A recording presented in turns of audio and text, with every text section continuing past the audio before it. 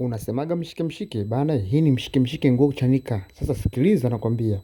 Kama hujawahi kuiangalia hii series, basi ifuatilie, inaitwa Msitu. Na mimi leo natembea na kigongo hichi katika episodi ya 34. Hebu cheki bana, hii ni ties kwanza.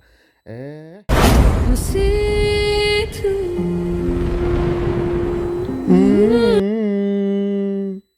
Bana utaipenda hii.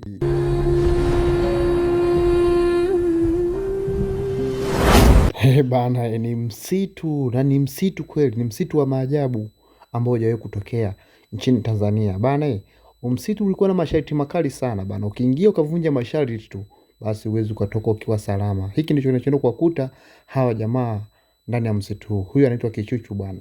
Aliingia kavunja masharti. Sasa cheki kinachoenda kumkuta. Bana usikubali kusimuliwa. Sasa tunaanza rasmi episodi yetu ya 34 ndani ya msitu. Kichuchu yuko msituni na aliendelea kuwa na hofu baada ya kuvunja masharti. Akiwa na mwenzie Rizi alianza kukimbia msituni, huku Rizi pia namuona katika upande wa pili naye akiwa anazidi kuyatetea maisha yake, akiendelea kuwa ni mtu mwenye hofu kubwa sana msituni. Hajui aende wapi na hajui anatoka wapi. Msitu bwana umekuwa ni msitu ndani ya msitu. Sasa cheki watu waliomo ndani ya msitu huu. Huyu bwana ni mzee wa msitu. Alimsogelea Rizi pale alipo. Rizi anazidi kuwa ni mwingi wa hofu, huku mzee akimsonda na kumwambia, unafanya nini ndani ya msitu huu? Rizi anashindwa cha kusema. Anarudi tena kusema mzee na kuuliza, unafanya nini ndani ya himaya yangu? Rizi alikosa cha kuongea, akabaki analia tu. Mzee akasema, siwezi nikakusamehe maana nyinyi mmeshanikosea. Najua taratibu zote za msitu huu kwamba mtu yoyote atakayeingia ndani ya msitu huu basi anatakiwa afuate taratibu na sheria za msitu. Basi ondoka katika himaya yangu. Lakini sidhani kama unaweza kutoka ndani ya msitu kwa sababu umeshakosea. Rizi anainuka anakimbia, yuko speed, akianguka huku na kule. Huku upande wa pili bwana anaonekana Kichuchu yuko speed sana na kuzima breki, huku akichungulia wapi.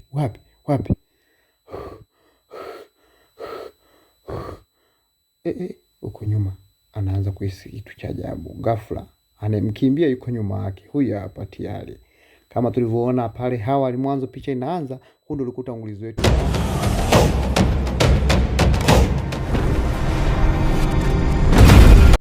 Na kuambia ndani ya msitu huu bwana, hiki kitu ni kuweka mbali na watoto.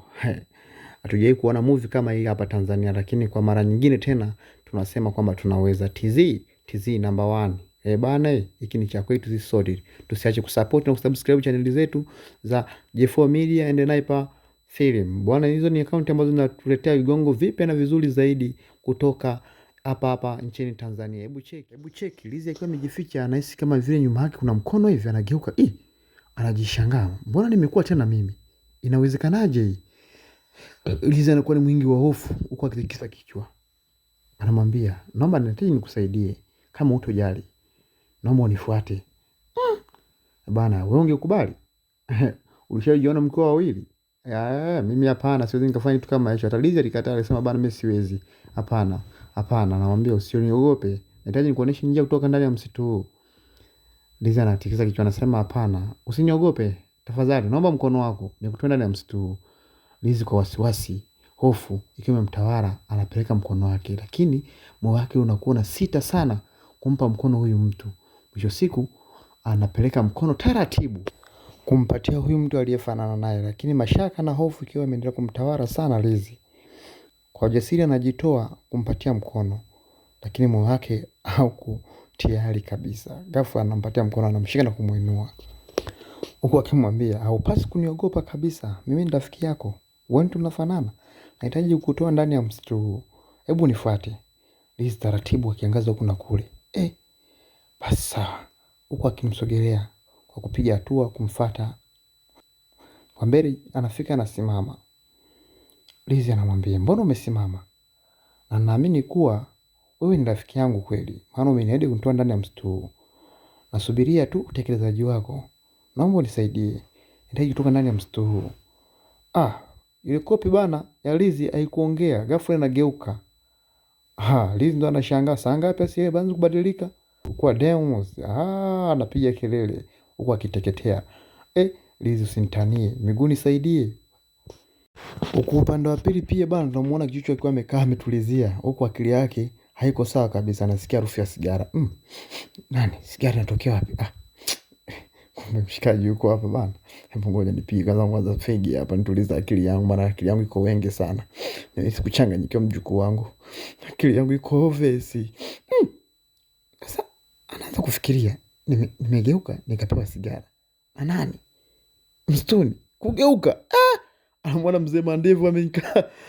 Yuko pembeni amenyoosha kabisa mguu anapiga nini alafu anavuta sigara. Bana, huyu mtu ni misiri ya mzizi. Kichwa anasema wewe, huyo Speedy anatoka nduki. Mzee anamwangalia tunamwambia humu utoboi. Yaani humu ulichokifanya huwezi ukatoboa kijana wangu. Ngoja niwalize kuvuta segi nije nikufuate huko kuliko. Usinitani kuulize. Liza amefika sehemu ya kupumzika. Jamani, tumbo. Mama yangu nakufa. Huko kiangaza kuna kule nini? Anaanza kuhisi kitu. Mbele. Wanyambi wametulizia. Lizi anatupa macho yake mbele na unaona wanyambi bwana walikuwa wameshika migoko wamesimama. Hawa hapa. Twende wewe ndani wewe hekenye mukanye twende upo uko nakuja. Okay, twende za safari. Lizi usinitanie twende mnaniweza twende Speedy. Lizi aliondoka toka Unyoya twende sasa. Haki ya Mungu hizo Speedy ilikuwa ni 150 twende sasa. Speedy alifunguka nayo Lizi hujawahi kuiona toka unazaliwa. Hebu cheki ndani msitu anakatiza mdada huyu. Wewe twende safari na mwendo twende. Ukizembea unakufa. Hapa nimepotea wapi? Jasho linatiririka. Huku kulia. Wako nyuma wanafuata twende au anaruka. Speedy rusha mishale. Inamkosa bana chini. Sema anaruka mmoja anaruka mbele yake naye anaruka. Sasa wewe twende. Liza sema uniwe hapana sijakubali kushikwa na kwa maisha yangu. Niko Speedy sana na Speedy. Bana mmoja anakuja kata anaruka naye. Huyu hapa. Wako wengi wanamtoa Unyoya. Twende Speedy. Mbele kutana na mtu. Lizi usinitanie. Nisaidie dadangu, nisaidie nakufa. Nisaidie. Huko nyuma vinakuja. Hey, oya mwanangu wewe. Mwanangu 350 tupo. Oya huyu hapa twende. Dada anageuka. Kama tulimwangalia dada vizuri ndio yule mdada ambaye ni binti mti naye. Bado na Lizi pia bado amejichanganya. Tunawaambia bana geukeni ondokeni. Vinaondoka. Vinavyoondoka Lizi anabaki mdomo wazi. Wakishusha pumzi na mwangalia mdada. Mdada anamwangalia. Vipi? Anasema hapana. Naomba nisaidie dadangu. Huwezi amini mimi toka nimefika msituni naona vitu vya ovyo tu. Nahitaji kurudi nyumbani. Nisaidie. Niko chini ya miguu yako. Nahitaji kurudi nyumbani. Nahitaji msaada wako. Najuta kwa kile nilichokifanya. Sijakusudia dadangu. Nisaidie niondoke nitoke ndani ya msitu huu. Nahitaji kufika nyumbani. Nakuomba please. Naomba nisaidie. Dada anamwangalia anasema, "Kwani kuna shida gani?" Anasema, "Hapana, naomba nisaidie tu. Kwa matatizo yamenikuta." "Matatizo gani hayo?" "Ni mengi tu hayaelezeki." Dada akamwambia, "Matatizo kama haya?"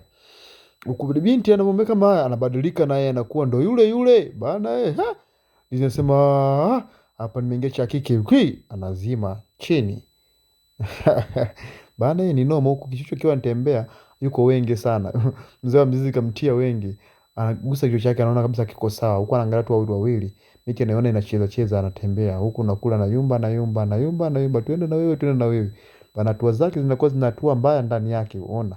Anakuwa na yumba. Nakwambia huu msitu wa kawaida.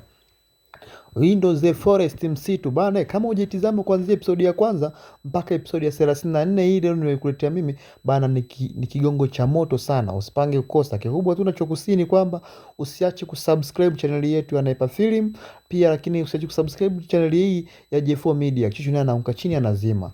Bana ni hali hatari. Akiwa amezima kwa mbali anaona kuna mtu kama vile anakuja. Mawingi lakini hana nguvu ya kufanya chochote kile maana yuko hoi. Mdada huyu anataka kumpepesa machoni. Kichu yuko hoi anazima. Bana Kichuchu alikuwa amelala pale akiwa jitambue anahisi yuko angani kwenye kimbunga kikubwa sana, wakiwa wamerushwa mbali sana na Lizi, huku wakiwa wanapiga kelele huku juu wakiwa wanaandamwa na ndege wakali sana. Twende sasa.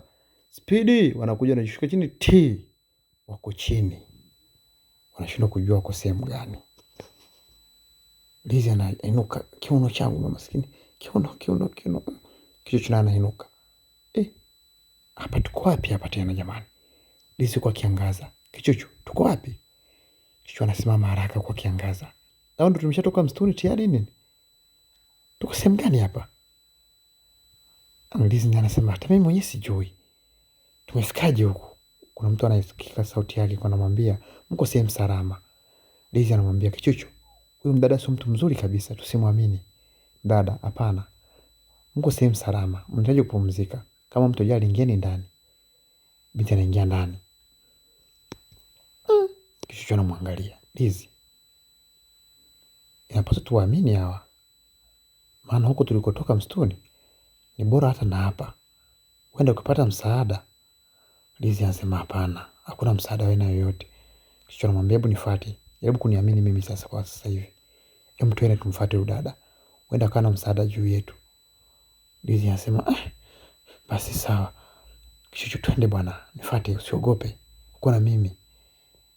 Twende. Kichuchu anaingia ndani kwa hofu. Huku Lizi akimfuata naye kwa hofu. Lizi naye anaingia ndani.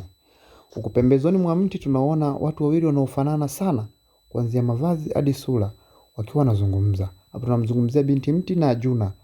Ni mtu na mdogo wake. Dada mtu anamwambia, nisikilize Ajuna. Nahitaji nikutume ukamchukua mtu mmoja, ukamuulize maswali mawili au matatu. Kama atakujibu vyema, basi haina budi kumsamehe.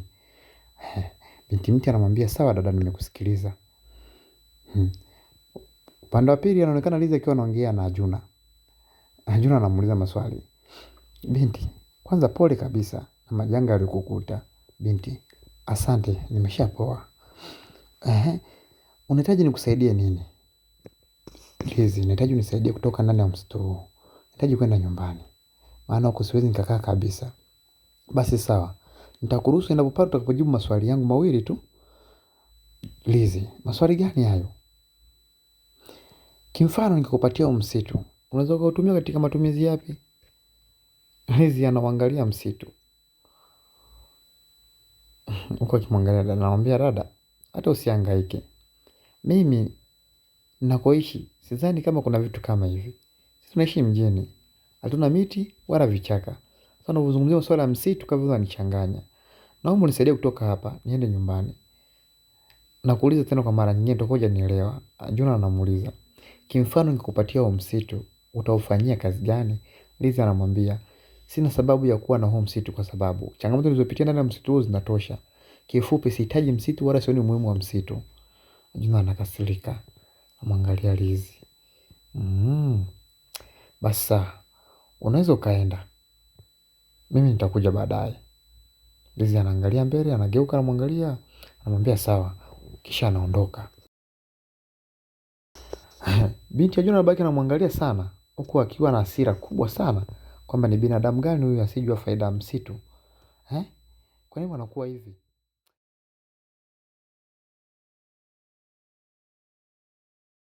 Huku upande wa pili tunamuona Kichuchu naye anajinyoosha akiwa na amesimama na binti mti. Anamwambia, vipi? Nafurahi, lakini pia nafurahi kuwepo na wewe hapa. Binti mti anamwangalia kwa akiangalia msitu, anamwambia, kuna kitu nimekuita nataka nikuulize. Kama utanijibu vyema, nitakuonyesha njia ya kwenda nyumbani. Kichuchu anasema, basi sawa, niko tayari. Binti, kwanza kabisa natamani kujua, unaionaje mazingira yetu? Kichuchu anamwambia, bana, kifupi tu, mazingira yetu ni mazuri sana. Tena hususan yanapokuwa na binti mrembo kama wewe, yanavutia sana. Nimependezwa sana kusimama na wewe, lakini pia nikipata nafasi ya kwenda nyumbani, natamani niondoke na wewe. Ndio kama nina Kichuchu. Binti mti anamwangalia huku anaguna, anacheka anamwambia, nahitaji nikuulize maswali mawili tu. Kama utanijibu, basi nitakuonyesha njia kwenda nyumbani. Kimfano, ningekupatia huu msitu, utaufanyia nini? Kichuchu kaangalia. Msitu akijiuliza maswali mengi sana akamwambia, hilo swali unauliza naona kabisa alijaja katika muhusika mwenyewe. Labda ungeniuliza hivi, kimfano, mimi nikiwa wako, utanitumia vipi? Binti anacheka, anamwambia, labda hujanielewa vizuri, nimekuuliza kwamba, kimfano nikikupatia huu msitu, unaweza ukautumia vipi? Ni swali langu tu nahitaji ulijibu. Kichuchu anacheka, anamwambia hapana. Mimi narudi tena kusema kwamba, unakosea uniulize hilo swali, niulize kwamba, mimi nikiwa wako, nitakutumia vipi? Alafu uje uone majibu yangu yatavyokuja yamenyoka kwako. Wewe ni mtoto mrembo, nataka niwe na wewe. Kwanza tu nitakavyoondoka hapa nahitaji niondoke na wewe. Unaona? Siwezi nikakuacha huku. Wewe ni binti mrembo sana, mwenye kuvutia. Unaona? Nashangaa unaishi vipi huku? Binti mti anakasirika, anamwambia hayo hajanileta. Na ule nakuuliza swali la mwisho. Kama utashindwa kunijibu basi nitakuacha kama ulivyo.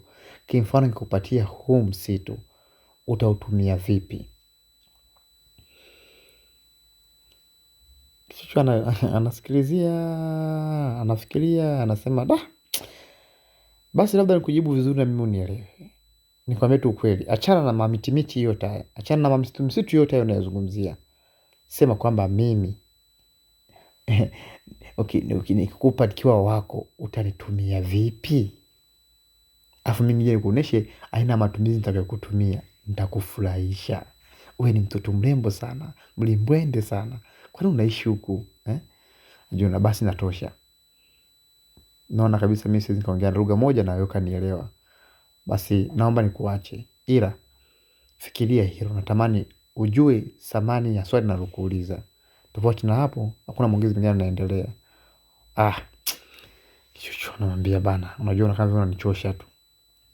Mimi nahisi bana niko sehemu husika. Lakini pia nikwambie tu, ukinikubalia tu, mimi wewe ni ndoa.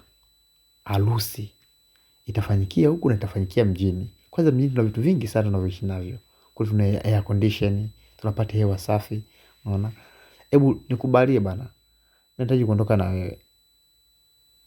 Unaniambia siji masuala ya msitu. Msitu kitu gani bwana? Mimi nakuhitaji wewe. Wewe kwenye maisha yangu. Wewe ndio kila kitu changu, unaona? Yaani nafarijika sana kukutana na mtoto mrembo kama wewe. Hebu zingatia hizo kodi ninazokupatia. Bana hapo ulisimama naye. Ni kijana samboy kwanza ukiniangalia mwenye matunzo fulani. Alafu nataka nikakutunze mjini. Unaonekana ukivaa nguo fulani inapendeza. Binti mti anakasirika, anasema hebu niache, anamshika. Wewe unaenda wapi? Bana naona kama vile hapo kuna kitu kimoja kinakutokea ambacho hujawahi kuona. Utagongwa kichuchu. Hawa watu bana sio watu kama unavyofikiria. Akamvuta tap kifuani. Alikuwa anamwangalia.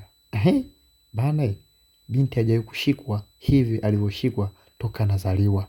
Leo kwa mara ya kwanza ndo anashikwa na binadamu wa kawaida. Hawa mabinti bana si wanadamu wa kawaida. Hawa mabinti ni miti. Japo wamevaa tu utu wa binadamu. Picha anamwangalia, picha anamwambia, wewe mrembo sana. Unaona? Ni kwa nini unaishi huku? Natamani niwe wako. Natamani nikiondoka niondoke na wewe. Hebu zingatia bana. Kisha kaingia katika tamaa za utakumbaka. Binti mwanangu hajapotea, nikabaki gogo. Kichuchu anashangaa, gogo huyu vipi, yuko wapi? Kapotelea wapi? Kumbe ndo tabia yako. Kichuchu anapiga magoti. Samahani, naomba unisamehe. Unajua naomba unisamehe. Sikujua kama wewe unaweza kuwa gogo. Nakuuliza hiyo ndo tabia yako? Sasa ngoja nikuonyeshe. Kichuchu ananigwa. Bana kawaida ya msitu huu utapokosea masharti tu lazima uwajibike katika hiki kitu. Kichuchu alibadilishwa akawa gogo lingine la mti. Akawa kisiki namna hiyo. Hawa ndo mabinti mti bana. Kuna Juna dada mtu na huyu ni binti mti mwenyewe. Bana aliondoka akamfuata dada yake akiwa amekasirika. Binti mti, mbona umekuja umekasirika? Kuna shida gani? Dada anamwambia, dada, huwezi amini. Yule kijana alikuwa anataka kunibaka.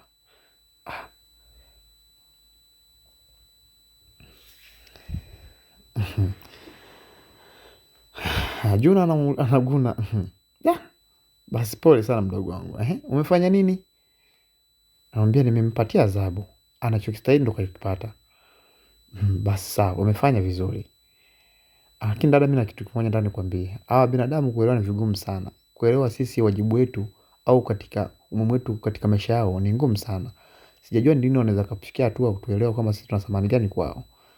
Juna anasema hapana, taratibu tu wataelewa. Tuzidi kuwafunza na imani muda watakaokaa hapa watakuwa wamejifunza vitu vingi. Wakiondoka wataenda kuwa mabalozi wazuri sana huko kwako unakoenda. Lizi akiwa anapiga tu kuingia ndani nasikia mtu anamuita. Lizi, usiingie ndani, umefeli mtihani, unahitaji kuwajibika. Kuwajibika? Ananyoshwa mkono, anavutwa, anadumbukizwa ndani. Ghafla nyumba inafunikwa. Bana hii ndo the forest, msitu bana. Kwa yule ambaye hujatizama Msitu, usiache kufuatilia Msitu episodi ya kwanza mpaka episodi ya 34. Hii niliokuwa nimekuletea mimi kama recap ni bana, ni episodi ya 34. Hii ndo Msitu The Forest kutoka nchini Tanzania bana, tunatisha sana sasa hivi, ni zaidi ya Nigeria na chao. Mimi niishi hapo siku ya leo, nikuache katika kigongo kizuri sana cha Msitu. Usiache kufuatilia Msitu, usiache kusubscribe channel yangu ya J4 Media na chao.